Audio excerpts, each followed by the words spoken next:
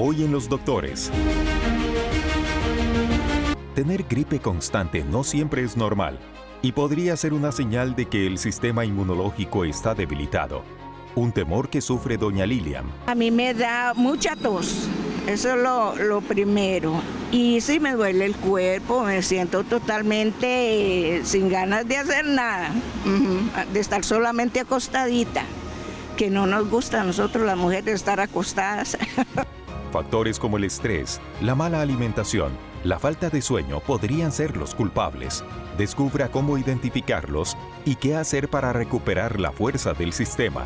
Además, el túnel carpal y el dedo en gatillo son problemas frecuentes que afectan las manos y pueden dificultar actividades cotidianas. Conozca lo que ofrece la medicina para tener un mejor estilo de vida. Acompáñenos en la cita médica de Hoy en Los Doctores, con Mariela Montero. Hola, ¿qué tal? Feliz martes, ya estamos 19 de mayo y precisamente como usted lo veía, vamos a hablar de dos temas cotidianos, pero que pueden revelar mucho más de su salud de lo que usted se imagina. Vamos a hablar primero de este tema que tiene que ver con esta época del año donde llegan las lluvias y con las lluvias también llegan los estornudos, el dolor de garganta, el dolor de cabeza.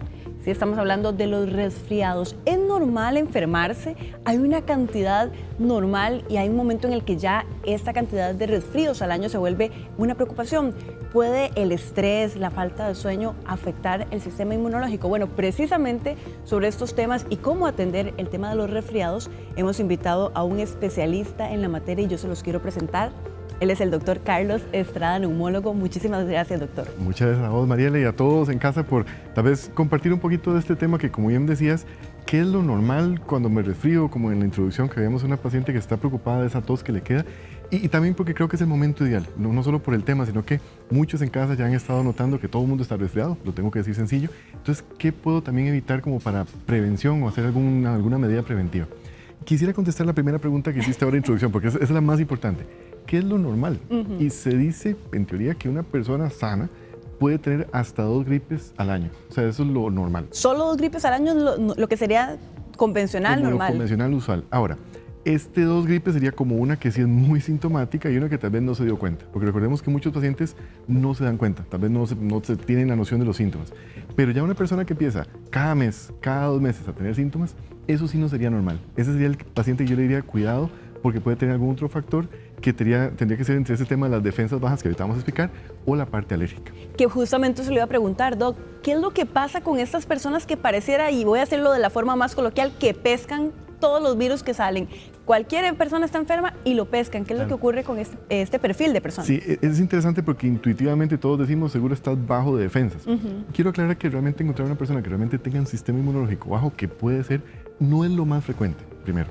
Segundo, en esa persona yo me preguntaría, como si fuera una batalla, ¿qué pasa con el huésped? ¿Será que esa persona tiene alguna condición, especialmente alergia, que lo favorece? ¿O alguna otra condición? Mencionabas estrés, la falta de sueño, me llama mucho la atención ese tema, hay que mencionarlo muchísimo, cansancio, y especialmente voy a hablar de los alérgicos, porque el paciente alérgico, sea rinítico, asmático, dermatitis, tiene más tendencia a que un virus venga y deje síntomas por más tiempo, como con la paciente que vimos al inicio que decía, claro, me llega la tos y se me queda.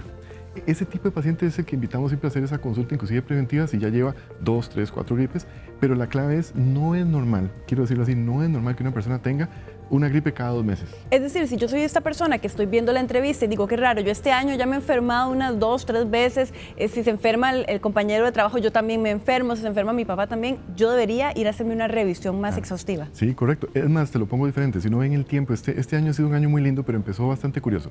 Con el frío más extremo los últimos 30 años, probablemente, en diciembre, enero y febrero. Entonces, probablemente mucha gente que me está escuchando dice, sí, yo me resfrié ahí. Ajá. Luego mejoraron un poquito con Semana Santa, que estuvo bastante caliente, pero se vuelven a resfriar.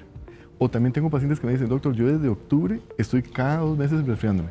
Eso no es normal. Hay un factor clima, que lo estoy mencionando rápido, que es la humedad del frío, pero también ahora tenemos el polvo del Sahara, el polvo del volcán. Si alguna persona de la zona de Poás o Grecia me está escuchando, lo saben, hay mucho polvo en el ambiente. Y eso se favorece porque estamos en una época un poquitito más seca. Entonces son factores que influyen. Doc, ¿y qué pasa con aquellas personas que dicen, bueno, yo es que me enfermé, pero como que no termino de curarme y tal vez tuve como una mejora y luego recaigo, pero es como una misma gripe que no se me va? Ese es el prototipo, interesante que lo mencionas así, el prototipo del paciente alérgico. Voy a aclarar, en la segunda parte curiosa decíamos 2 gripes al año, pero una gripe no debe durar más de una semana. sea, yo me puedo sentir mal y demás, pero una semana. Si una persona mejora y luego vuelve a tener síntomas, ese prototipo de un paciente alérgico. ¿Por qué? Porque ese paciente que responde inicialmente al virus y luego queda como con esa inflamación residual que usualmente es alérgica. Y también tenemos el que nunca para, o sea, que empezó y siguió, o va en ascendencia, que usualmente aquí menciona que le falta el aire. Empieza con la gripe y ya llega a consulta o se siente mal porque le está faltando el aire cuando camina, cuando hace ejercicio, que diría que es el más importante a ver rápido, porque si lo corregimos rápido, también evitamos más complicaciones. Doc, y muy interesante porque precisamente nosotros fuimos a la calle a preguntarle a las personas y nos encontramos dos casos sumamente interesantes que se acoplan a este perfil, doña Lilian y doña Ángela. Ellas son esas pacientes que usualmente refieren este tipo de resfriado que, como uno dice comúnmente, no se les va. Escuchemos el interesante testimonio que nos dieron.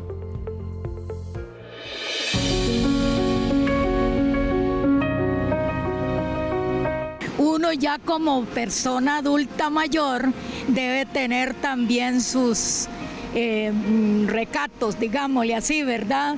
De cuidarse.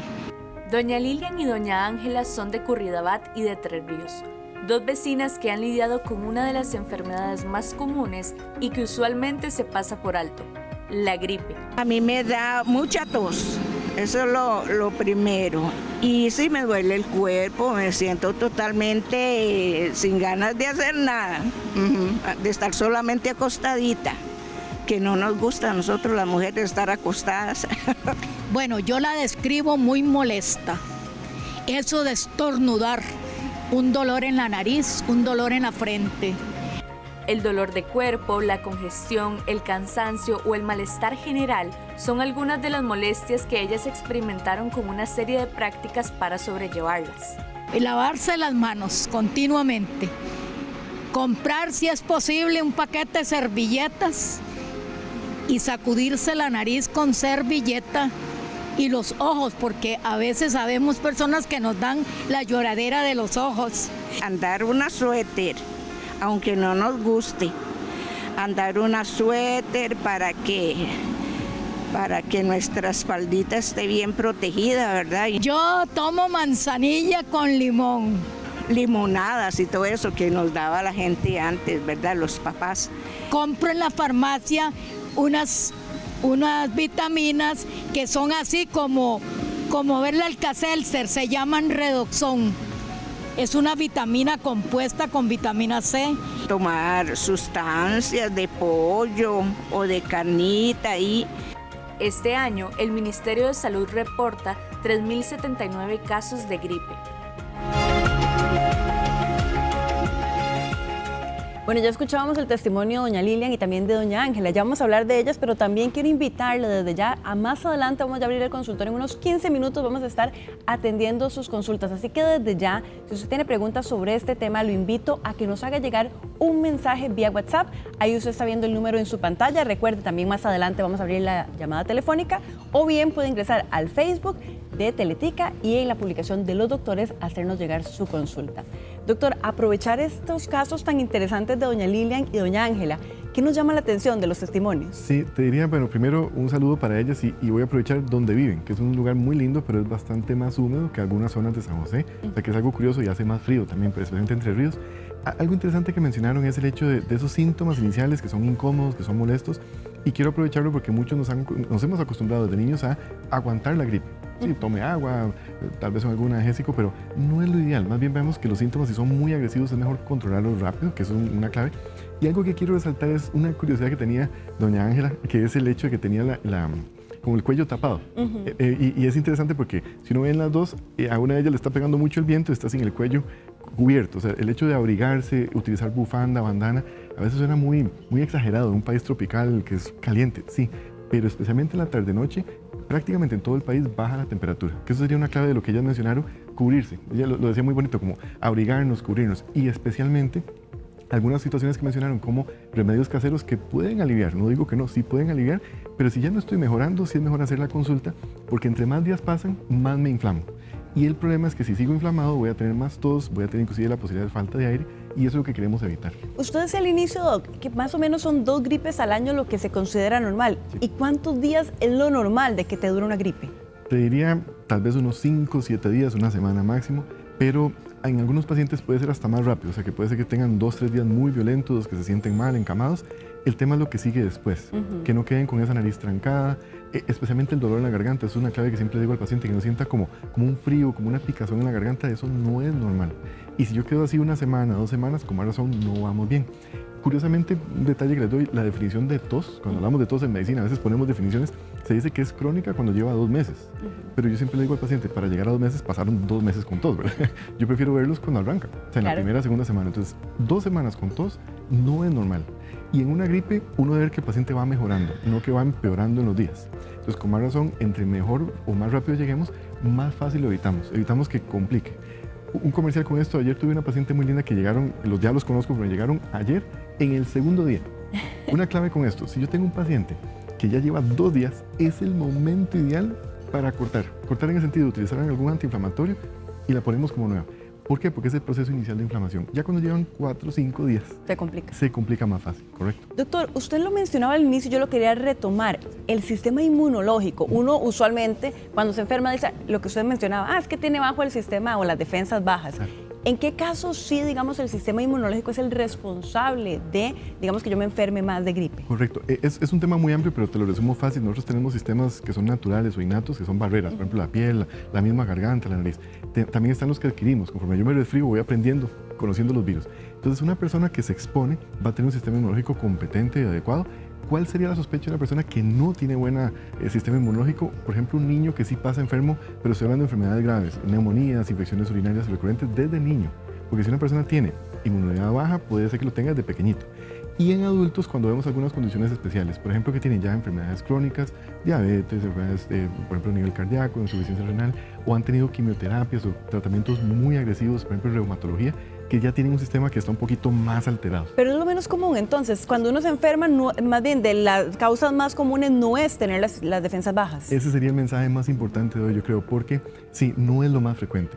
Es más, si uno tuviera una persona que llega a consulta y nos dice, doctor, yo creo que yo tengo bajas las defensas porque tengo infecciones cada mes, mi primera pregunta sería, bueno, veamos cuál es su historial, será que tiene alguna enfermedad que lo explique, pero usualmente no vamos a encontrar eso. O al revés, como me lo pueden decir en casa, no, yo ya sé que tengo defensas bajas porque he tenido un proceso con tratamientos o medicamentos que bajan ese sistema inmunológico, o sea, ya el paciente lo sabe. Claro. Sería rarísimo encontrar una persona en la población que haya llegado a la edad adulta y que desde niño lo tuviera y no lo supiera porque va a tener más infecciones. O sea, es lo menos frecuente, pero tal vez la clave es, como en medicina todo eso lo enredamos con las palabras, la palabra defensas también tiene un sistema curioso, que no solo la parte que expliqué ahora, sino la alergia.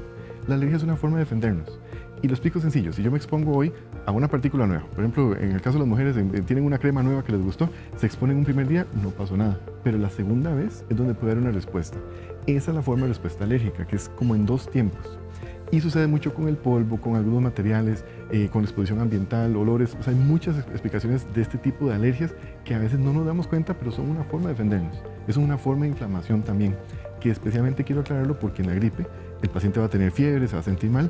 Eso no es tanto alergia, porque la alergia no va a dar fiebre, pero puede ser que continúe después con un proceso alérgico después de un virus. La gripe siempre va a tener, que lo menciona, un síntoma asociado con la temperatura, o yo puedo tener una gripe sin tener temperatura. Interesante. Te decía que puede ser que yo tenga una seca, como decimos popularmente, una gripe que no me di cuenta, pero sí, depende del virus.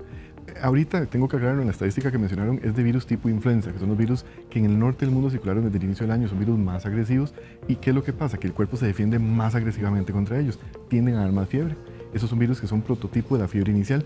Otros virus no, otros virus que tal vez circulan como gripes más comunes, no van a dar fiebre. Entonces ahí es donde viene la palabra en español de resfriado y tenemos la gripe. Esa es una diferencia que hay que hacer. ¿Y qué rol cumplía? Lo mencionábamos al inicio, por ejemplo, el tema de dormir mal o el estar muy estresado en el hecho de que yo me enferme o tenga gripes recurrentes. Interesante, creo que es motivo para todo un tema grande, pero lo voy a explicar fácil. Nosotros en el sueño profundo literalmente nos inflamamos. Todo lo hacemos, todos en casa lo hacemos, pero luego recuperamos en la segunda fase de la noche, que es el sueño REM, que es cuando soñamos.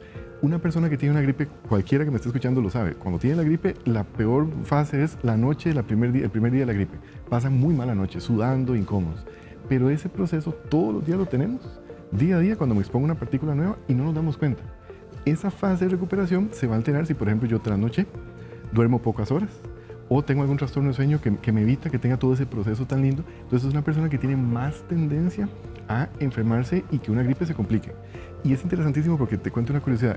De las funciones biológicas que tenemos, dormir la hemos ido buscando más, ¿verdad? Pero les cuento que cuando una persona no duerme, la principal causa de complicaciones no es algo neurológico, es neumonías. O sea, es un tema infeccioso. Quiere decir que no se defiende bien del sistema.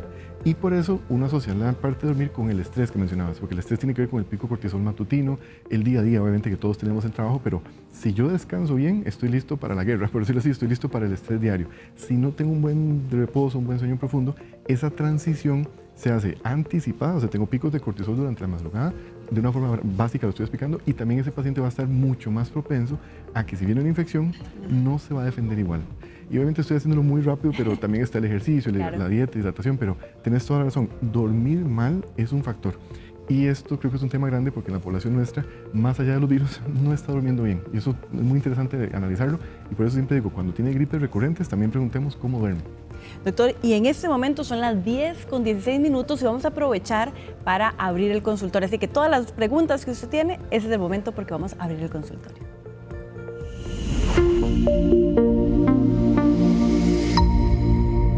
Bueno, ya se los recordaba al inicio, 3 formas de hacerlo: llamada telefónica, vía WhatsApp o a través del Facebook. Y yo voy a empezar, Doc, con algunas de las que nos están llegando a través de la plataforma de WhatsApp. Nos dicen: buenos días, yo después del COVID quedé mal de los pulmones, me hicieron la espirometría y salí bien, pero me dan ataques de asma y como un pitito en el pecho. Claro. Y se me quita incluso con dexametasona y pastillas, pero luego le vuelve. Interesante la pregunta porque un virus respiratorio, COVID, influenza, es la principal causa de una consulta por crisis de asma. Esto es interesantísimo y en esta consulta también tengo que aprovechar que un virus puede ser el factor final de otros factores. Hablábamos de clima, el factor alérgico del paciente y como razón, si han pasado tantos años, porque eso fue hace mucho tiempo, y sigue con síntomas, es mejor consultar para darle un buen tratamiento, especialmente en asma bronquial. Acá tenemos otra consulta de la plataforma, dice: buenos días, los felicito por el programa, soy María Antonieta y tengo más o menos un mes de mantener flema en la garganta. Tengo tratamiento por padecer de bronquitis, rinitis, sinusitis y aplico todos los medicamentos, pero dice que no se le va la flema. El médico de la clínica me dice que soy muy alérgica. ¿Qué puedo hacer? Interesante la pregunta, María Antonieta. Yo le daría una clave interesante y es las horas. Porque aunque tenga muchos tratamientos, que tal vez el colega lo haya instaurado como tratamiento, un paciente alérgico cambia por horas. No es lo mismo en la mañana, no es lo mismo en la tarde, no es lo mismo en la noche. Se inflaman conforme pasa el día y creo que en su caso esa es la clave. Tal vez acomodar mejor el tratamiento según el horario y donde más se siente con síntomas. Porque puede ser que esta paciente sienta un alivio en el día porque está más seco, pero en la noche que está más húmedo empeora. Pero sí hay que ajustar el tratamiento y obviamente darle esa prevención. Doctor, vamos a irnos a Alajuela porque tenemos una llamada telefónica de doña Felicia. ¿Qué tal, doña Felicia? Buenos días. Buenos días, que Dios los bendiga mucho. Amén. A usted también, un placer tenerla acá y aquí tiene al doctor escuchando su consulta. Ay, sí, mi amor, ese doctorcito que tengo tiempo de no verlo. Muchas gracias. Que el Espíritu Santo me lo guarde. Amén, muchas gracias. Puede hacerle su consulta, doña Felicia, cuando guste. Sí, mi amor, es que vea, desde el año pasado tengo una pierna inflamada. Ajá. Y la tengo muy morada. Me duele mucho. Okay. Y yo quiero que el doctorcito me diga qué es. Okay. Con muchísimo gusto, más bien para servirle. Obviamente, tal vez el detalle de la parte de la pierna, hay que entender que si la pierna está hinchada, inflamada y cambia de color, es muy importante hacer esa consulta para ver si es un tema de los vasos sanguíneos, especialmente las venas o las arterias, y eso hay que hacerlo con un ultrasonido. O sea, que le doy la pista que sería bueno que haga esa consulta para ver qué está pasando en la circulación de la pierna y hacerlo, ojalá lo antes posible para que no se termine de complicar. Muchas gracias, doña Felicia, por la consulta. Seguimos acá atendiendo las consultas de la plataforma de WhatsApp. Dice: buenos días, yo he estado con gripe y no me ha salido, estoy con moquera y se me tapa la nariz, incluso me salió un salpullido en el brazo y en el pecho y me inyecté saliendo de la gripe, pero todavía me queda como los moquitos y padezco de alergia y temperatura alta y también baja. Interesante esta consulta porque aprovecho la parte de los medicamentos. Creo que ya lo he escuchado en varias consultas como viene la gripe, estoy con alergia, me coloco un antiinflamatorio inyectable, mejora, pero luego sigue empeorando la alergia. Entonces creo que es muy importante, la alergia puede estar en la piel, como es salpullido, puede estar en la nariz, como esa rinosinusitis o rinitis, podría irse también a la parte pulmonar, que es el asma. Entonces yo creo que en esta paciente también es muy importante como ordenar. Yo siempre digo al paciente, hagamos una estrategia según el lugar que esté más afectado y obviamente que no siga complicando porque el clima no va a mejorar, puede ser que siga afectándola y también los factores que ella tiene ya para tratamiento. Aquí hay una consulta muy interesante en la plataforma. Dice que tiene 22 días de que se enfermó y que tiene una tos muy fea. Dice que no se le quita y ella pregunta que cómo se le puede tratar. Dice que la tos no tiene flema, pero que ella siente como el pecho apretado.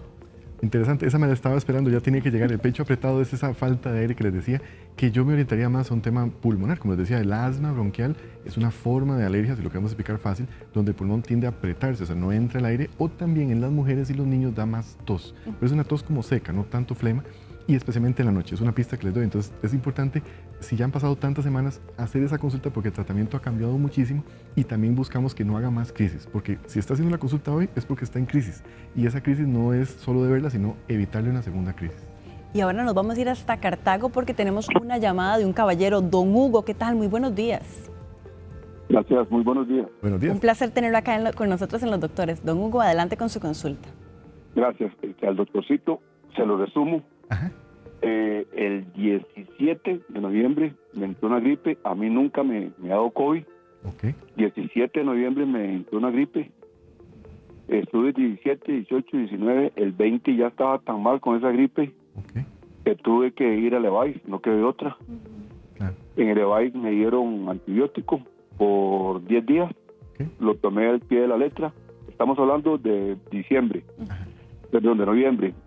Terminé el tratamiento de EVAIS. Seguí mal y el 22 de diciembre, más de un mes, estaba en cama. Claro. 22, 23 y 24 de diciembre en cama. 25, 26 y 27 de diciembre me inyectaron antibiótico inyectado. Sí, señor. Me recuperé, entre comillas, y si me escuchan ahorita, a mayo, desde esa fecha, estoy ahogado. Agitado, claro. Me mantengo ahogado y lo que me recomendó una doctora fue que usara inhalador. Entonces, a mí me gustaría escuchar del doctor qué es verdaderamente lo que sufrí o lo que se supone que puedo tener, pero si me escuchan, sigo ahogado ahorita. Claro, sí, tengo 69 años. Ok, un hombre joven. Sí. Muchas gracias por la consulta, don Hugo. Sí, yo creo que muchas gracias también por darnos tanto detalle. Yo creo que es muy importante porque este ejemplo lo voy a aprovechar para muchos pacientes que les pasó algo similar. Ve que lo decía ahora antes de empezar, es el hecho de octubre, noviembre, un virus. Les decía, eso fue una época curiosa en este país, estuvo inclusive un huracán pasando, o sea, había mucho factor en clima. En Cartago además se suma que el hecho de Cartago cambia muchísimo, pero un virus puede hacer dos cosas. Primero puede inflamar, puede activar la alergia, pero también puede hacer infecciones, sea sinusitis o también neumonía. Quiero hablar de neumonía porque en un hombre joven a veces las neumonías se dan y no nos damos cuenta, y ese es el encamado que pasó un mes, que no recuperó rápido. Ve que cuando inician el antibiótico luego como que mejora, pero esa falta de aire es muy interesante, que abordarla como un paciente que hace una crisis de asma. Es una pista que le doy, que haga la consulta buscando esa ayuda. Ya tiene inhaladores, pero hay que mejorárselo. Y un detalle adicional, después de una neumonía, un paciente, aunque sea sano, puede tardar hasta 6 meses en llegar a su basal. O sea que puede tardar mucho tiempo con esa falta de aire si no entramos, por decirlo así, con el tratamiento rápido. Entonces, más bien le agradezco la consulta porque le ayuda a muchas personas que han sentido algo similar. Y aquí hay otra muy interesante que tiene de un padre o una madre de familia, no especifica, pero dice que ¿cuándo debe preocuparse por una tos de su hijo o su hija? ¿Es por el tiempo o por la evolución de la tos? Interesante. En niños, bueno, en adultos también, pero en niños yo soy un poquito más agresivo en el tema de la definición. Inclusive la tos crónica en niños es un mes, o sea, es mucho antes. Yo diría que un niño que ya lleva 3, 4 días, que la tos va en ascenso, o sea, está tosiendo más, no va resolviendo esa gripe que puede pasar. Y también, si llevan 2 semanas tosiendo, no hay que esperarse tanto. O sea, en adultos tampoco, pero en niños con más razón, porque el niño tiene más facilidad de hacer otras complicaciones como las que mencioné ahorita, de sinusitis, inclusive neumonía. Entonces sí es de mucho cuidado, y especialmente cuando son muy pequeñitos, porque el niño pequeño como que enmascara síntomas. Puede tener inclusive una infección grave y no me estoy dando cuenta. Entonces, a todos los papás que ven un niño una semana tosiendo, yo les diría mejor llevarlo a consulta, aunque sea un poco agresivo, a un servicio de emergencias, para ver que todo esté en orden y que no haya alguna complicación. Acá nos consultan también, buenos días, dice, muy buen tema, quería aclarar mi duda. Dice, todos los días padezco de alergia picazón, de ojos y de estornudos. Dice, tomo Talerdin cada 12 horas, pero apenas se va el efecto de la pastilla, le regresan los síntomas. Interesante la consulta. Me esperaba alguna de medicamentos. La cetiricina, que es la molécula, es un excelente antialérgico, pero tal vez hay que retomar la idea de estrategia. O sea, puede ser que ese esquema sea algo que yo estoy haciendo en la mañana, en la tarde, pero tenemos que acomodarlo por horario y especialmente una pista en los alérgicos, el punto clave de bloqueo es en la noche, que es cuando más nos inflamamos, como hablamos ahora de la falta de sueño. Entonces es muy interesante, una buena molécula, pero tal vez nos falta un poco más de estrategia y si al quitarlo empeora, mejor hacer la consulta para ordenarlo porque puede ser que haya que bloquear más tiempo. Ahora tenemos otra consulta desde Sabanilla, don Jorge, muy buenos días. Gracias, buenos días. Buenos días. Adelante con su consulta. Muchos saludos, doctor Estrada. Muchas gracias. Yo fui paciente suyo hace aproximadamente 1 año y medio. Ah, ok. Fui a su consultorio por un problema de alergia. Sí, señor. Usted me trató. Fui hoy y mañana ya estaba bien. Okay. O sea, un día estaba perfecto. Muchas gracias. Pasé más o menos durante 1 año, sí, señor, bastante bien y tuve una reincidencia. Okay. Yo tengo copiada la receta suya, okay. Ya usted sabrá qué fue lo que me mandó, claro. Y lo repetí. Okay. Lo repetí en esta oportunidad, sí, señor, y no hay forma de que se me quite esa flema en la garganta. No hay forma. Tranquilo. Ahí está ya. Perfecto. Yo lo llamé, lo estuve mandando mensajes al WhatsApp, no fue posible comunicarme con usted hasta ahora, pues que tengo el chance. El viaje desde Sabanilla hasta allá de Escazú es larguillo, ¿verdad? Y dependo de que quien me jale. Yo tengo 72 años. Sí, señor. Entonces, pues, llamaba para ver qué me aconsejaba. Claro, no, con mucho gusto. Muchísimas gracias por la consulta. Y bueno, aprovecho que es un paciente que lo saludo, ¿verdad? Y van bien, aprovechando tal vez el detalle y la estrategia. En un paciente que ya está entrenado, siempre lo digo, a veces repetir la receta puede funcionar, pero cambia el horario. Creo que tal vez lo que puede hacer falta es Sabanilla en la tarde, más o menos a las 4 de la tarde, empieza a cambiar tanto la temperatura como la humedad y especialmente en la noche. Entonces puede ser que en el caso nuestro habría que detallarlo, inclusive nos vamos a poner en conversación para poderlo hacer un poco más personalizado, pero sí creo que sería muy importante ver en el esquema que teníamos si en el horario, en la tarde y en la noche mantiene el bloqueo y más tiempo. Que eso tal vez es el detalle, darle más chance al cuerpo que se termine de recuperar, pero vamos a estar en contacto para resolverlo, ¿no? Con mucho gusto, más bien. Acá nos consultan, doctora, en la plataforma, dice, buenos días, yo tuve COVID 2 veces y quedé con secuelas de ahogamiento, incluso me diagnosticaron lupus, ¿mi condición puede empeorar? Interesante, voy a tal vez a separar un poquito el lupus, que es una enfermedad inflamatoria reumatológica, pero que podría explicar esa parte de defensas bajas que mencionábamos al inicio. O sea, es un paciente que sea con el diagnóstico o con el tratamiento, sí tiene más tendencia a tener una gripe que se prolonga, una infección. Entonces, con este paciente es muy importante retomar el concepto de que la gripe no se extienda, o sea, que entra rápido.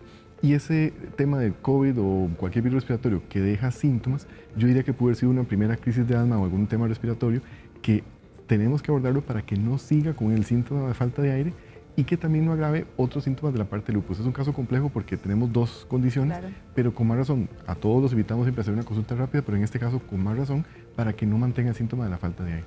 Acá hay una consulta muy interesante que tiene que ver con la tos. Dice, hola, he estado con gripe. Dice, primero tuve una tos y así lo pone necia. Esa que no lo deja usted dormir en la noche y apenas me acuesto me da tos. ¿Qué puedo hacer en esos casos? Pero es que ahora, además de esa tos necia que me dio, tengo tos con flema. Solo me da durante el día, los cuales son transparentes, igual que la congestión es transparente. ¿Qué puedo tomar? Interesante aquí para hablar un poco de los tipos de tos, ¿verdad? Parece todo un tema, pero sí, la tos seca usualmente orienta más irritación de la garganta o pulmón. Recordemos, especialmente en las mujeres, en los niños puede ser solo pulmón que está con tos, no tanto falta de aire. Entonces yo diría que esa primera tos puede ser esa parte irritativa, especialmente porque es en la noche de pulmón. Pero ya cuando empieza la flema a veces la asociamos al pulmón porque la sentimos inclusive a nivel pulmonar, pero es raro ver un paciente que tenga producción de flema y que expectore. Usualmente viene de la nariz que está inflamada, o sea, metemos la rinosinusitis, popularmente llamada como rinitis, y es esa descarga de flema hacia la parte posterior de la garganta que se siente como un chicle pegajoso, esa flema como que explicaban como clarita. Yo le diría que tal vez están combinando los dos y con más razón hay que abordar los 2 puntos, tanto la parte nasal como la parte pulmonar. Aquí hay uno muy interesante, dice, buenos días, yo no me enfermo de gripe, pero estoy embarazada. Y fui a Levi's y me pusieron la vacuna de la influenza. Y al siguiente día amanecí con gripe. ¿Por qué? Interesante, bueno, además de que la felicito que está en ese proceso tan lindo del embarazo, es una mujer que está cambiando hormonalmente, es un proceso que tiene que ver con la respuesta durante el embarazo. La vacuna es un medicamento, así como cualquier otra pastilla o medicamento podría generar respuestas en pacientes alérgicos, a veces no saben que son alérgicos, puede dar este tipo de reacciones. Se sabe más o menos que es un porcentaje por arriba de los 5 o 7 de cada 10 personas, especialmente si son alérgicos, pueden tener reacción en el sentido de una crisis de asma o mayor alergia. Yo creo que en su caso esa es una gran posibilidad. Con más razón hacer la consulta. No sé en qué semana el embarazo está, pero hay que tener cuidado. Entre más avance el embarazo, lo ideal es que no esté con falta de aire, que no esté con tos, y con más razón hacerlo rápido, especialmente por el tema del embarazo. Bueno, doctor, se nos fue el tiempo volando, es un tema muy interesante, pero tal vez antes de despedirnos, una última gran recomendación. Venimos a un momento pico de gripes. ¿Qué podemos hacer para evitar enfermarnos más frecuente? Realmente yo me robaría las palabras de doña Ángela, que lo dijo muy bien. Lavarse las manos, tratar de, cuando estamos estornudando, cubrirnos ya con una toalla o el protocolo del codo, como llamamos, tratar de evitar exponer a los demás cuando estoy resfriado, y por mucho, si no mejoro en una semana, hacer esa consulta preventiva para tener tratamiento y obviamente evitar complicaciones. Doctor, gracias por habernos acompañado. A ustedes, muchísimas gracias. Y ustedes no se vayan, porque vamos a ir a hacer una breve pausa y ya casi venimos con el siguiente de los temas que también está muy interesante el día de hoy. Ya casi venimos.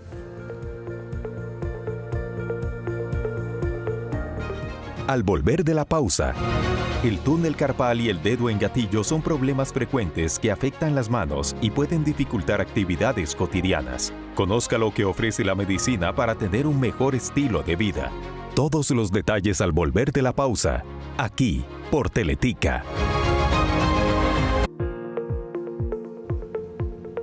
Gracias por continuar acá con nosotros en Los Doctores. Si usted es de esas personas que tiene tal vez una molestia en este dedo pulgar y que de pronto está haciendo algún movimiento y se le queda como lo que uno llama popularmente engarrotado, o empieza a sentir un dolor reflejo en toda esta parte que le incomoda incluso ciertos movimientos, este tema también le va a servir a usted, porque vamos a hablar precisamente de dos síntomas comunes que se han puesto cada vez más frecuentes en el día a día: el túnel carpial y también lo que es el llamado dedo gatillo. Para hablar de estos dos temas, vamos a invitar hoy a nuestro especialista del día, don Jason Aguilar, ortopedista. Un placer tenerlo acá, doctor.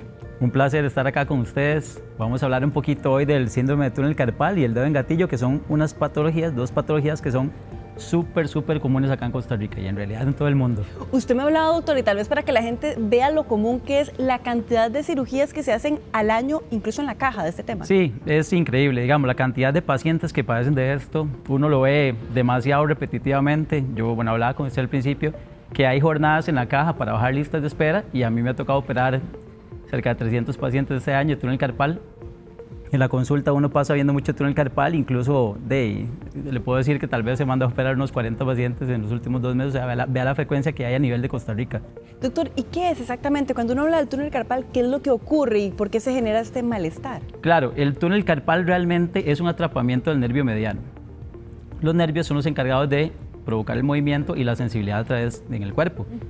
Hay un túnel que se encuentra en la mano, básicamente en la en la palma de la mano, que se llama el túnel carpal. El túnel carpal, como su palabra lo dice, es un túnel por el cual pasan estructuras.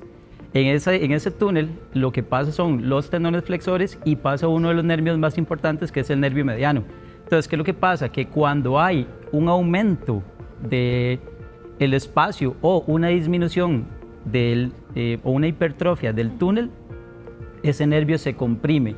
Y al comprimirse el nervio empieza a generar sintomatología. Y la sintomatología usualmente es adormecimiento de las manos, usualmente al paciente se le empiezan a caer los objetos, usualmente el paciente empieza con dolor, que típicamente es un dolor nocturno, son esos pacientes que están durmiendo y de repente se les duermen las manos, entonces tienen que empezar a levantarse, mover las manos, que es lo que usualmente se las relaja. Y por otro lado, muchas veces el síndrome de túnel carpal se asocia con otra patología, que es el dedo en gatillo, que es un atrapamiento de los tendones flexores de los dedos a través de una de las poleas, que se llama la polea A1.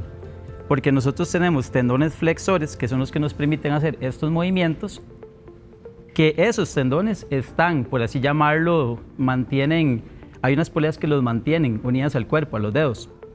Hay una polea que se ubica más que todo en este nivel, que se llama la polea 1, que cuando esa polea se hipertrofia, o sea, se engrosa, o cuando el tendón se inflama, produce un dedo en gatillo, porque el tendón se atrapa en esa polea. Eso puede ocurrir en cualquier dedo, no es específicamente en un dedo de la mano, puede ser en cualquiera. Puede ser en cualquier dedo.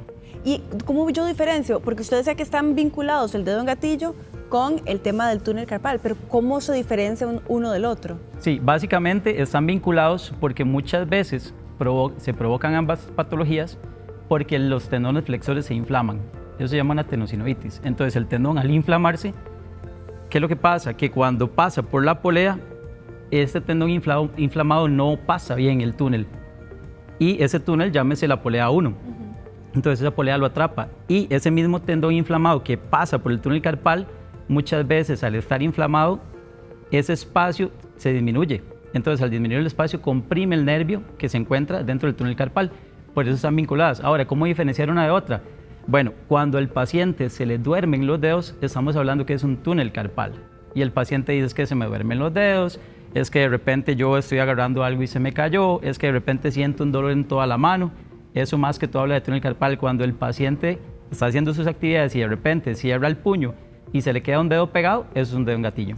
Doctor, ¿hay profesiones que a uno le puedan ayudar o generar que desarrolle más frecuentemente este tipo, digamos, de padecimientos? Algunas profesiones, oficios, que son como aquellos que deberían tomar nota de este tema. Sí, claro. De hecho, es una patología súper frecuente en pacientes que trabajan mucho con las manos. Entonces, por ejemplo, ¿qué es lo que usualmente uno ve en la consulta? Pacientes que trabajan como misceláneos, pacientes que trabajan en profesiones como maestras, que tienen que utilizar muchísimo las manos, pacientes que trabajan con un teclado, con computadoras, son pacientes que todo el día están tecleando, utilizando las manos para su trabajo. Entonces realmente es una patología que se presenta más frecuentemente en todas las personas que tienen que estar usando sus manos frecuentemente. Me imagino que este dispositivo que yo tengo acá, las pantallas, los celulares, también pueden ser hoy generadores de este tipo de padecimientos. Sí, claro. El uso del celular agrava la patología. Entonces, por ejemplo, si de repente por el tipo de trabajo que usted tiene o porque usted tiene una predisposición o porque de repente usted padece una enfermedad como por ejemplo diabético, los pacientes hipotiroideos, incluso las pacientes embarazadas son pacientes que tienden a tener más tenosinovitis, o sea, que se les inflaman más los tendones. Entonces, ¿qué es lo que pasa? Que si un paciente que ya tiene esta predisposición es un paciente que trabaja con las manos y está al día con el celular, está utilizando más los flexores de las manos. Entonces, efectivamente, lo que hace es empeorar los síntomas. Cuando hablamos de que es digamos, una enfermedad, un problema que se presenta por el desgaste, por el uso constante o ciertos movimientos, ¿es común que se presente en alguna edad más avanzada o hoy incluso ya lo estamos viendo en pacientes jóvenes? Realmente se presenta a todas las edades. Usualmente cuando uno empieza a valorar pacientes sí es más frecuente a edad más avanzada porque los pacientes con edad más avanzada ya han utilizado sus manos durante toda su vida para trabajar, son pacientes que tienden a padecer de tenosinovitis, como le explico. El túnel del carpo se engrosa, entonces al engrosarse lo que hace es igual atrapar el nervio. En el caso de los dedos en gatillo, la polea esta que yo le menciono, que es la polea 1, se engrosa, entonces lo que hace es atrapar el tendón flexor, pero realmente es una patología que se presenta a cualquier edad. Yo incluso he operado pacientes hasta de 20 años. ¿Qué jóvenes? Sí, totalmente jóvenes, que usted dice, ¿por qué un paciente de 20 años va a padecer de eso? Bueno, resulta que son pacientes, como le digo, que trabajan con sus manos y como ahora es tan frecuente el uso del celular, pues entonces agravan la patología y se engatillan los dedos o presentan un túnel carpal. ¿Qué pasa en las noches? Porque usted mencionaba que es común que durante la noche se aumente el dolor. ¿Por qué? Sí, esto tiene varias causas, realmente no es como una sola causa, pero por ejemplo, de las causas más importantes es que durante la noche muchas personas, por que una cuestión meramente de músculos, los músculos en reposo tienden a provocar una flexión de las manos. Entonces la mano, al estar en flexión, aumenta muchísimo más la presión dentro del túnel. Entonces al aumentar la presión es como si le pusiéramos algo a ese nervio para estarlo estrangulando. Entonces ese nervio durante la noche, en el momento en el que hacemos una flexión de mano, aumenta esa presión, aumenta la sintomatología y eso es lo que despierta al paciente. ¿Hay señales tempranas que uno puede llamar que tal vez le llamen la atención para yo llegar a consulta más a tiempo? Usted hablaba del hormigueo, no sé si el hormigueo siempre que aparece ya es una señal inequívoca de que yo estoy empezando a tener un problema con el túnel carpal. No, el hormigueo puede ser diferentes causas, porque incluso, por ejemplo, hay pacientes que tienen hormigueo en las manos y no necesariamente es un túnel carpal, puede ser una hernia a nivel cervical, puede ser una compresión no específicamente del túnel del carpo, sino una compresión a nivel del codo, puede ser una compresión a nivel de la zona extensora del codo, porque hay diferentes nervios. En este caso nos vamos a enfocar mucho en lo que es la parte del nervio mediano, pero realmente la mano tiene 3 nervios importantes, que son el radial, el cubital y el mediano, pero cualquiera de estos nervios puede presentar compresiones. Entonces, un adormecimiento temprano, lo primero que tenemos que hacer es ver de dónde viene la causa. Eso sí, aclaramos, el 90% de las veces es un túnel carpal. Entonces, cuando el paciente empieza con sintomatología de ese adormecimiento que no mejora y como le digo, que el paciente dice es que me pasa más en las noches, es que de repente cuando trabajo me pasa más, entonces sí tenemos que sospechar 100%. ¿Hay algún examen que sea como el que se aplica en estos casos o sobre todo en consulta médica haciendo como una serie de diagnósticos con el paciente? Claro, uno lo primero que tiene que hacer es sospechar, ¿verdad? Entonces ya con la sospecha hay un examen que se llama velocidad de conducción nerviosa. Es un examen que hacen los fisiatras, que es como unas agujitas que ellos ponen, ellos mandan unas corrientes y lo que pasa con esa corriente es que el nervio, le mandan una corriente al nervio, viene la corriente y en el momento en el que esa corriente se cae, significa que hay una compresión. Entonces así es como lo diagnostica. Si hay una caída de esa corriente a nivel del túnel del carpo, significa que hay una patología de síndrome túnel carpal y por ende hay que tratar al paciente. ¿Qué pasa, por ejemplo, con la artritis? Hay personas que podrían llegar a confundir los síntomas de la artritis con algunos de los síntomas del túnel carpal o del dedo en gatillo. Sí, claro. El problema de la artritis significa inflamación de una articulación. Entonces, por ejemplo, nosotros podemos tener artritis en diferentes articulaciones. Podemos tener artritis de rodilla, que es inflamación de las rodillas. Podemos tener artritis de la muñeca. Podemos tener artritis de los dedos. Entonces, ¿qué es lo que pasa? Que hay pacientes que dicen, es que me duelen los dedos, ¿verdad? Y es solo dolor. Pero resulta que no tienen un túnel carpal, sino que lo que tienen es inflamación de las articulaciones de los dedos. Usualmente los pacientes con inflamación de articulaciones de dedos son pacientes que se asocian mucho con enfermedades reumatológicas. Entonces, en ese caso, siempre es súper importante el diagnóstico diferencial. ¿Qué pasa, doctor? Si yo, digamos, tal vez soy un paciente con túnel carpal, yo no me he ido a diagnosticar, siento el hormigueo y lo dejo pasar, digo, bueno, ahí se me va pasando. ¿Cuáles son las consecuencias o cuáles son los problemas a largo y mediano plazo que puede desarrollar una persona que ignore el tema del túnel carpal? Claro, eso es un gran problema, le voy a explicar por qué. ¿Qué es lo que pasa? Que el paciente dice, ahí se me va a quitar. Y entonces el paciente se lo deja mucho rato. De repente resulta que el paciente ya, como los síntomas empeoraron, porque es una patología progresiva, o sea que cada vez va a ir empeorando más, lo que pasa es que el paciente acude a un servicio, a una consulta, llámese que cuando van a una consulta, si es a nivel privado, uno sabe que todo es súper rápido, pero si es a nivel institucional, de repente fueron a LEVA y le dejaron la cita en ortopedia a los 8 meses, lo vio el ortopedista, le mandó el examen duró 8 meses más y resulta que cuando ya lo van a operar ya lleva como 3, 4, 5 años de estar esperando la cirugía. Bueno, en esos 3, 4, 5 años ese nervio se fue dañando progresivamente. Entonces, ¿qué es lo que pasa? Que no es lo mismo operar un paciente que tiene 6 meses de síntomas, que usualmente la recuperación es muy buena y es muy rápida, a operar un paciente que tiene 3, 4 años esperando la patología. De hecho, si nos ponemos a pensar, en el síndrome túnel carpal hay una compresión del nervio. O sea, hay una estructura que está por así llamando, para hablar en palabras muy populares, como ahorcando el nervio, por así llamarlo, estrangulándolo. Entonces, ¿qué es lo que pasa? Que ese nervio, al estar en ese estrangulamiento, le deja llegar sangre, el nervio se empieza a dañar, el nervio empieza a sufrir. ¿Y qué es lo que pasa? Que muchas veces cuando ya se produce la liberación del túnel, ya ese nervio está dañado. Entonces incluso uno lo ve, hay pacientes que tal vez se operaron un poco más pronto y uno revisa el nervio y el nervio está de una coloración perfecta como tiene que ser su forma normal. Y hay pacientes que inmediatamente en la cirugía uno sabe que tal vez la evolución no va a ser tan buena porque ya el nervio se ve dañado. ¿Cómo se ve dañado? Se ve morado el nervio. Entonces de hecho yo les digo a los pacientes, vea, ya su nervio se ve morado, por así llamarlo, significa que ya tiene un daño de muchos meses, incluso años de evolución.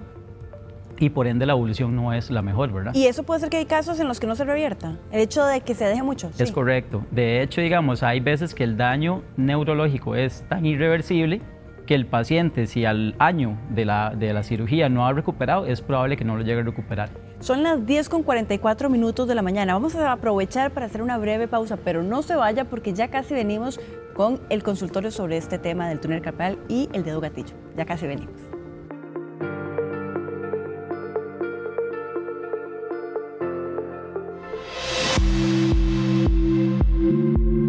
Día Mundial de la Donación de la Leche Materna.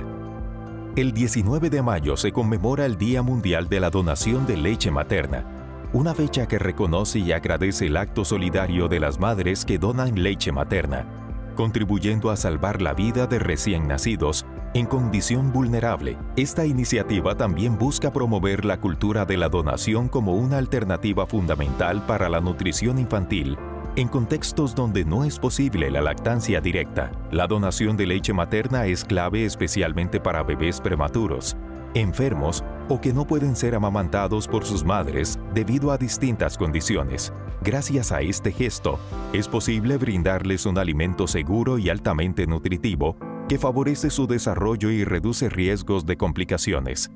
Por ello, esta conmemoración impulsa la información, el acceso a los bancos de leche humana y el apoyo a las madres donantes.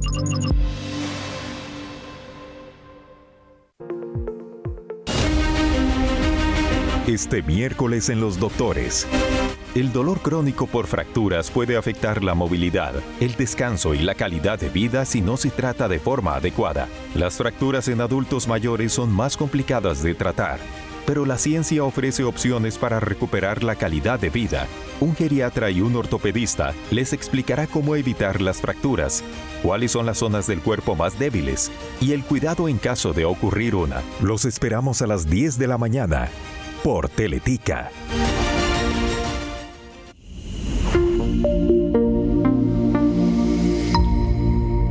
Gracias por continuar con nosotros acá en Los Doctores. Ya son las 10:47 y a partir de este momento vamos a abrir la consulta sobre este tema que estamos tratando con el ortopedista Jason Aguilar. Doctor, nos están llegando consultas sobre el tema del túnel carpal en la plataforma. Eso está muy interesante. Dice, buenos días. En la madrugada me molesta la mano izquierda y se me duerme, pero sobre todo el dedo central. ¿Esto qué puede ser? Esa paciente es la típica paciente que viene a la consulta y que uno lo primero que sospecha es un síndrome del túnel carpal. ¿Qué es lo que pasa? Que el nervio mediano, como hablábamos previamente, que es el que se comprime en el túnel carpal, inerva el pulgar, el índice, el tercer dedo, el dedo del medio y la mitad del anular. Entonces, por ejemplo, puede ser que haya una de las ramas que inerva esos nervios que esté afectando principalmente y por eso se le duerme específicamente ese dedo. Aquí dice, buenos días, tengo un dolor que se me duerme la mano, se me caen las cosas, fui al hospital y me mandaron un examen, pero no me han dado cita todavía y cada vez aumenta el dolor. La muñeca tiene ya como un canal en la muñeca que siento un leve hundimiento incluso en la piel, dice. Sí, ese paciente también tiene toda la sintomatología de tener un síndrome del túnel carpal. ¿Qué es lo que pasa? Que cuando el síndrome del túnel carpal es avanzado, incluso parte de los músculos de la muñeca se empiezan a adelgazar por atrofia, porque como no llega el impulso nervioso correcto, el músculo empieza a perder fuerza y se atrofia. Vamos con una llamada telefónica desde Cartago. Doña María de los, ¿qué tal? Muy buenos días. Muy buenos días, los felicito por su programa. Gracias, un gusto tenerla acá con nosotros y puede hacer su consulta cuando guste. Vea, yo soy una señora de 76 años, me he quebrado 2 veces, primero me quebré el fémur, después me quebré la cadera y viera que ya tengo mucho tiempo que se me duermen mucho las manos. Y viera que en veces, sí, voy a coger algo y se me cae. Y en veces voy a tocar algo y yo siento como un jalón de electricidad. Entonces no sé qué será o a dónde tengo que ir porque en el EVAI no me da ninguna solución. Claro. Muchas gracias por la consulta. Aquí vamos a ayudarla, doña Marielos. De hecho, en este caso, usted tiene todos los síntomas para presentar un síndrome del túnel carpal. Entonces realmente usted tiene que buscar una valoración con un ortopedista, con mucho gusto la podemos ayudar. Hay que mandarle a hacer el examen que les mencionaba, que es un examen que se llama velocidad de conducción nerviosa. Con eso tenemos el diagnóstico y ya con eso le podemos dar el tratamiento. Pero sí tiene todos los síntomas de síndrome del túnel carpal. Acá hay una muy interesante, doctor. Dice, soy operada de ambas manos del túnel carpal. Mi mano izquierda ha empezado de nuevo con los síntomas. ¿Será que ocupo de nuevo una operación? Sí, hay muchas veces que cuando el paciente se opera del túnel carpal, hay que recordar que el túnel, el que lo recubre, es un ligamento que se llama el ligamento transverso del carpo. ¿Qué es lo que pasa? Que muchos pacientes ese ligamento se puede volver a unir. Y si el ligamento se vuelve a unir, va a volver a producir un síndrome del túnel carpal. Entonces ese paciente hay que volverle a hacer el examen y si sale positivo hay que hacerle una reintervención, hay que volverlo a operar. Acá dice, buenos días, soy Carmen de Alajuela, tengo la mano izquierda que se me duerme mucho, no sé si será el túnel carpal, solo se me duerme, dice que no le duele ni tampoco pierde fuerza, pero quiere saber si también el adormecimiento podría ser el túnel carpal. Sí, claro, esos son estadios iniciales de síndrome del túnel carpal, solo adormecimiento. En estadios más severos ya el paciente empieza a perder fuerza, ya el paciente se le empiezan a caer objetos y ya el paciente empieza a tener atrofia de los músculos de la mano. Acá hay una consulta de una mamá, dice, buenos días, mi bebé tiene 3 semanas y yo he estado con mucho dolor en los dedos gordos, más durante la noche. ¿Se debe estar alzando el bebé o cómo se le puede aliviar? Vieras que hay muchos pacientes que en el posparto empiezan con dolores de manos y específicamente en esa zona, en la parte de los dedos gordos, sobre la zona extensora. Eso se llama una tendinitis de Kerbein y es una patología súper frecuente en los pacientes de las pacientes postparto, de hecho por estar usando el bebé, porque al utilizar mal la mano se inflama la parte que provoca la extensión del pulgar, se inflama ese tendón, el extensor ¿Y qué del puede pulgar. hacer en el caso de ella? En el caso de ella, primero hay que tratarla con antiinflamatorios, hay que darle un reposo, se le puede colocar una férula, incluso se puede tratar con infiltraciones, y si ya vemos que a pesar de todo este tratamiento conservador pues no mejora, se le puede hacer una cirugía menor, se le libera el tendón extensor del pulgar y se acabó el problema. Vamos ahora, doctora, hasta Cartago porque nos hace una llamada doña Elizabeth. ¿Qué tal? Muy buenos días. Muy buenos días, los felicito por el programa. Muchísimas gracias. Es la siguiente para el médico. Yo fui a Levi's y en el Levi's me mandaron una radiografía de muñecas. En la radiografía me salió que, a lo que me explicó la doctora, ¿verdad? Me dijo que de la muñeca derecha tenía de los dos lados, en la parte de abajo de la muñeca, el espacio que tiene que haber no está del lado 2 milímetros de un lado y 2 milímetros del otro. Solo en el centro está el espacio. Entonces quería saber que si eso pertenece al túnel carpal o si es otra cosa. No, eso es otra cosa. De hecho, el túnel carpal no se diagnostica con radiografía. Entonces, por ejemplo, si le dijeron que había una disminución del espacio, lo más probable, claramente tengo que ver la radiografía, pero lo más probable es que sea un desgaste de muñeca, una artrosis. ¿Qué es lo que pasa en la artrosis? Que en la artrosis el espacio disminuye, se empieza a chocar hueso con hueso y eso genera dolor. Entonces, sí, en este caso es súper importante ver la placa para confirmar lo que le estoy mencionando. Acá hay uno muy interesante, doctor. Dice, hola, ¿qué es lo que pasa si estos mismos síntomas de la mano se me pasan a los dedos del pie, al brazo, a las piernas mientras duermo? ¿Es túnel carpal o ya cuando abarca otras extremidades es otra cosa? Cuando abarca otras extremidades, ya es otra patología. Entonces, por ejemplo, en el caso de esta paciente, más bien en ella tenemos que enfocarnos más en la parte de columna, porque hay personas que tienen una predisposición genética a padecer de la columna, y padecer de la columna llámese de que tienen lesiones de los discos intervertebrales. Cuando esos discos se rompen pueden ocasionar hernias de disco, y las hernias de disco bien pueden generar adormecimiento en las manos y en los pies. Acá hay una muy interesante, dice, ¿qué pasa con una adulta mayor? Ella tiene 83 años. ¿Se puede saber si también a ella se le puede desarrollar el túnel carpal? Sí, el túnel carpal es una patología que se presenta a cualquier edad. Entonces, como mencionábamos previamente, hay pacientes de 20 años, 30 años, es más frecuente en pacientes de 40, 50 años, pero en adultos mayores es súper frecuente que la presenten porque más bien son pacientes que han tenido años de padecerla y de repente, como son de los señores de antes que llama uno, son súper fuertes, no consultan por diferentes motivos y de repente nos damos cuenta que tenían 5 años de padecer la patología. Aquí hay uno muy interesante, dice, buenos días, tengo ese dolor en la muñeca, me hice una radiografía y la doctora Levi's la revisó y me dijo que tenía los dos lados de la muñeca como unos milímetros de cada lado que los tengo pegados y solo en el centro está separado, se parece a la consulta de Yo creo que es la misma anterior, paciente, sí. porque es la misma consulta, entonces como le dije, ahí lo que tenemos que descartar es que no haya un desgaste de muñeca. Doctor, en el caso del túnel carpal, aquí nos preguntan, ¿eso se cura o una vez que usted padece de esto, va a vivir con eso toda la vida? Porque preguntaban incluso una paciente anterior que va a tener que volver a ser operada. Ajá, bueno, realmente el túnel carpal, en el momento en el que uno hace la cirugía, ese túnel ya en teoría se cura. ¿Qué es lo que pasa? Lo que pasa es que hay muchos pacientes, como les mencionaba, que duran 3, 4 años esperando una cirugía. Entonces, cuando el tiempo está así de prolongado, el nervio se puede dañar. Una vez que el nervio está dañado, puede ser que su daño sea irreversible. El paciente tendría secuelas. Incluso si después del año no recupera, ya estamos hablando que es una secuela del túnel, pero sí se cura. Ahora, hay una técnica que uno lo que hace es que cuando corta el túnel, quita un pedacito del ligamento transverso del carpo para evitar que se vuelva a unir y eso hace que la recurrencia sea menor. Acá hay uno muy interesante que es preventiva. Dice, ¿qué pasa si yo empiezo a sentir los síntomas? ¿Hay algo que yo puedo hacer para evitar que se desarrolle el síntoma o el túnel carpal como tal? ¿O una vez que ya, digamos, empiezo con los síntomas, solo la cirugía es la única opción? No, en este caso estamos hablando de estadios iniciales. Entonces, por ejemplo, a este paciente yo le recomendaría utilizar férulas nocturnas. Las férulas nocturnas lo que hacen es dejar la muñeca en una posición neutra para evitar la flexión que provoca el aumento de los síntomas.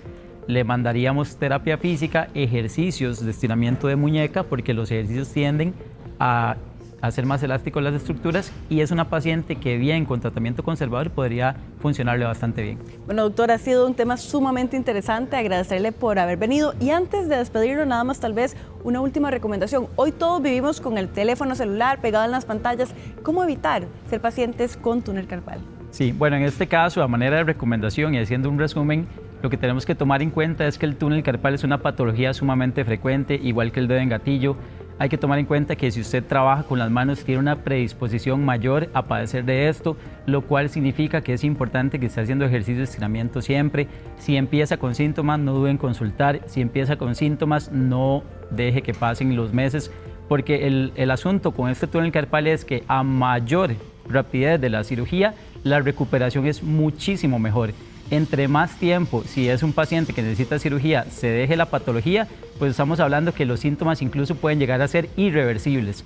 Cuando un paciente dura 3, 4 años esperando una operación, puede ser que incluso uno lo opere, vea que ya hay un daño en el nervio y el paciente resulta que quedó con adormecimiento por el resto de su vida. Entonces, de ahí la importancia de tratarlo lo más pronto posible. Doctor, muchísimas gracias por habernos acompañado. Muchas gracias. Y también gracias a ustedes por haber estado con nosotros. Recuerde, la cita médica suya es de lunes a viernes a partir de las 10 de la mañana. Este programa y todos los programas van a estar también disponibles en YouTube por si usted lo quiere consultar. Nos despedimos, pero lo dejamos en compañía de Caña Siempre.